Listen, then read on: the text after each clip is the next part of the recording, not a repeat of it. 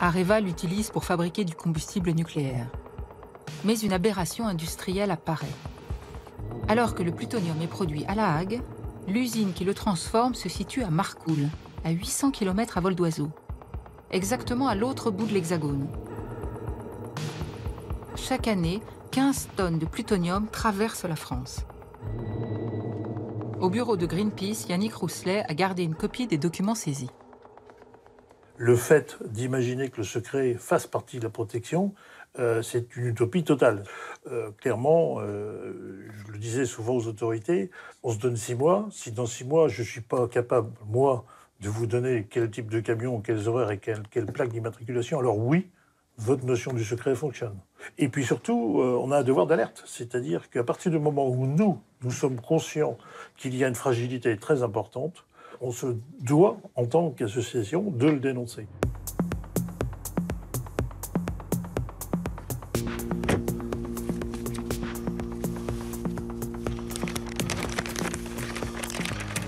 Voilà la carte de la Manche, en fait, avec l'usine de La Hague, hein, qui est ici, avec la sortie qui se trouve ici. Et en fait, tout le parcours jusqu'à la fourchette qui se trouve ici est finalement toujours le même, obligatoire pour les convois de plutonium qui partent toutes les semaines de La Hague. On va partir de l'usine Areva, puis je vais vous montrer le parcours des camions et vous montrer à quel point finalement ces convois nucléaires sont particulièrement vulnérables. En gros, en résumé, toutes les semaines, on a donc un transport de 1 ou 2 camions semi-remorques accompagnés par une escorte sur plus de 1000 km. Donc là, on va arriver à une situation particulière. C'est un endroit dans lequel la circulation ne peut se faire que dans un seul sens, une seule voie. Les camions sont obligés de ralentir énormément ici pour pouvoir passer sous ce pont qui est clairement, à notre avis, un point de fragilité.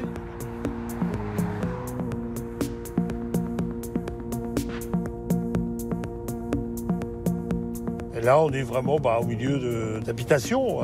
Là, à nouveau, la difficulté, c'est que les gens qui assurent la sécurité des convois ne maîtrisent absolument pas qui peut être dans ces habitations.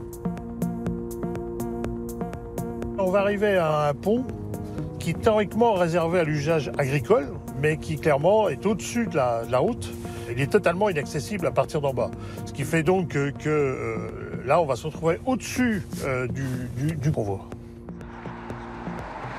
Greenpeace veut tester en conditions réelles la sécurité de ces convois. La simple observation leur a permis de cartographier les différents trajets et les fréquences de ces transports secrets. Yannick Rousselet rassemble maintenant des militants pour organiser une opération sensible. Vérifier jusqu'où il serait possible de suivre ces transports, de prévoir leurs horaires de passage et de s'en approcher.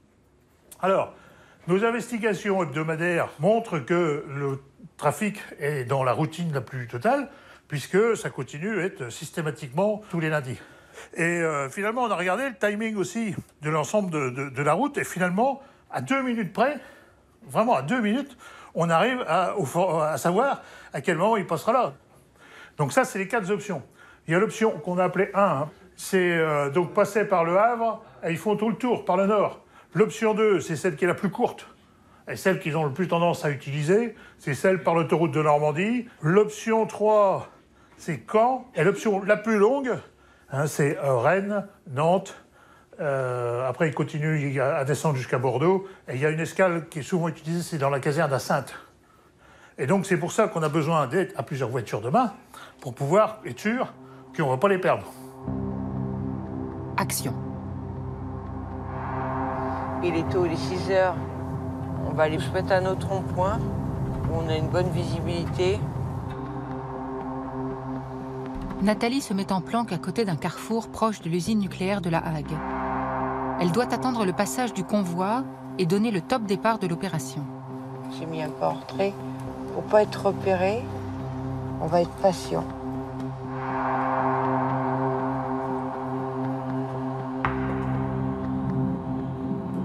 Yannick se rend un peu plus loin sur la route du convoi, au pont agricole repéré la veille. Si tout se déroule comme prévu, il pourra observer à la minute près le passage des camions.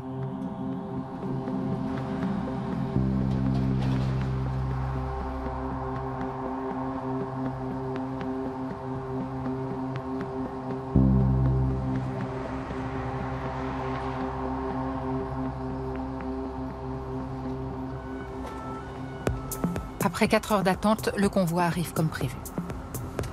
Du coup, tu vois, ils vont bloquer le carrefour. Un camion. Non, c'est tout bon, c'est tout bon.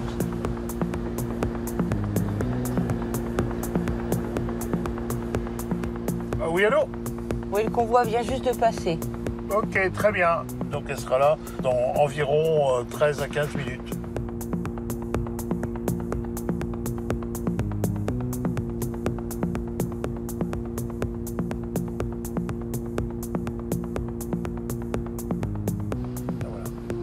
Voilà, donc là, on a la voiture ouvreuse qui passe. Là, c'est sûr. Donc, nous pouvons aller maintenant sur le pont. Des personnes mal intentionnées qui seraient placées là. Il est clair que là, il n'y aura même pas besoin d'un armement sophistiqué, que l'escorte qui est avec eux pourra strictement rien faire. Donc là, on voit le convoi qui arrive maintenant, qui est protégé par donc les voitures d'escorte. En 2003, l'Institut de radioprotection et de sûreté nucléaire a mené une étude sur la résistance des containers de transport de plutonium à l'impact d'une roquette anti-char. À l'intérieur des camions, ces containers spéciaux sont dotés d'un blindage neutronique extérieur dans lequel s'emboîtent plusieurs emballages en acier inoxydable. La poudre de plutonium est stockée dans des boîtes scellées. Au total, chaque camion transporte 150 kg de poudre de plutonium. Les résultats de l'étude de l'Institut de radioprotection et de sûreté nucléaire montrent que la roquette anti-char passerait à travers un premier container et endommagerait le second. Le plutonium serait alors répandu dans l'environnement.